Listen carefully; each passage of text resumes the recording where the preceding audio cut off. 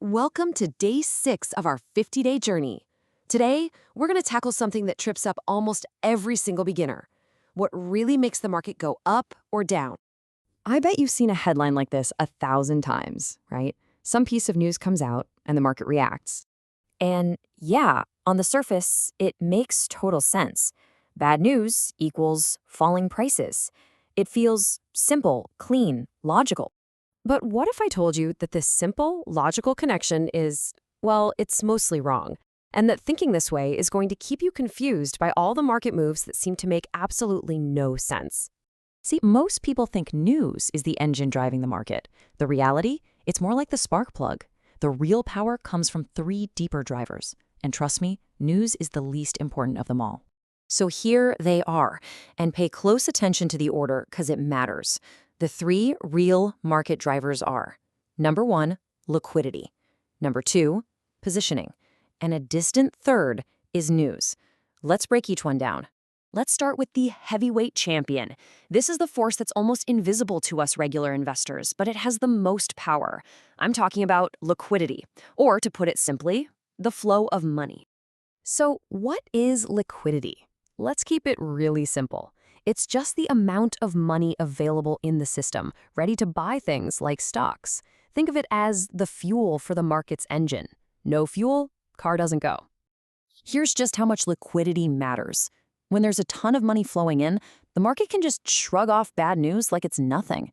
But when that money dries up, even good news can't stop a fall. The amount of fuel in the tank matters way more than the road conditions. The perfect example of this is the COVID crash in March 2020. The market didn't just fall because of the virus, it crashed because huge funds were pulling money out, which completely dried up liquidity. And that massive V-shaped recovery, that wasn't because the pandemic was suddenly over. Nope, it was because central banks turned on the money printers and flooded the system with cash. This illustrates the point perfectly. The scary headlines about the pandemic, that was the excuse. But the real engine driving that crash and that recovery was pure, raw liquidity. Now for our second driver, positioning. This is the one most of us never even think about, but it explains those sudden, sharp moves that seem to come completely out of nowhere. So the key idea here is this. Large institutions, the big players, they don't wait for the news. They are constantly placing these huge bets on where they think the market is going to go. They are already positioned. Let's walk through a classic example. Imagine a lot of big players have bet tons of money that the Nifty will not cross 22,500. But all of a sudden, the market starts rising right towards that level. Now those big players are losing serious money. So to limit their losses, they are forced to buy back their positions. This forced buying creates its own momentum, pushing the market even higher, which forces more players to buy. It's a massive chain reaction. So the crucial point is this. The market didn't move because of some breaking news story. It moved because a huge group of traders got caught on the wrong side and were literally forced to react, creating this cascade of buying. And that brings us to our final driver, news. The one everyone watches. But as we've seen, it's often just the trigger for a move that liquidity and positioning have already set the stage for. This is exactly why the market can be so confusing if you only watch the headlines. A company posts fantastic results, and the stock tanks. Why? Because the good news was already expected and priced in.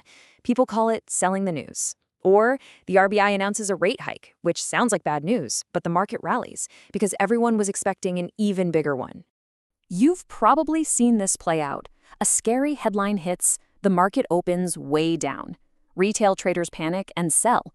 But by midday, the early sellers are all gone, and the market starts to recover, often closing the day flat or even positive. That initial knee-jerk reaction to the news, it was a trap. Here's a fundamental truth about markets you need to understand. By the time a piece of news hits your screen, the big players have likely known about it or at least anticipated it for days, maybe even weeks. They've already placed their bets. If you take only one thing away today, let it be this. The headline you read is the story they tell you to explain the day's move. It's the narrative, not the cause. So just summarize it all. Liquidity is the fuel. Positioning is about who's trapped and forced to act. And news is often just the spark. Each one dominates in different types of markets. Okay, so how do you actually use this? Well, this knowledge gives you a new lens, a practical framework to analyze the market instead of just blindly reacting to headlines. So the next time you see a big move after a news event, ask yourself, was this news a surprise or was it something everyone was already talking about? Because if it was expected, it was probably already priced in. Then think a little bigger. In general, is money flowing into the system right now or is it flowing out? This gives you the context for the market's underlying strength or weakness. And finally, think about positioning. Does this move feel like a panic? Does it feel like a squeeze, where traders are being forced out of their positions? That's often where the real powerful momentum comes from.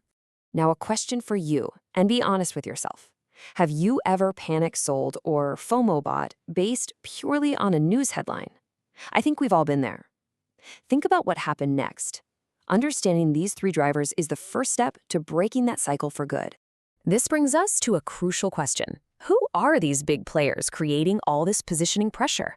Well, tomorrow on day 7, we're going to meet them. The foreign institutional investors, the FIIs, the domestic institutional investors, the DIIs, and the other major forces that truly shape the market. I'll see you then.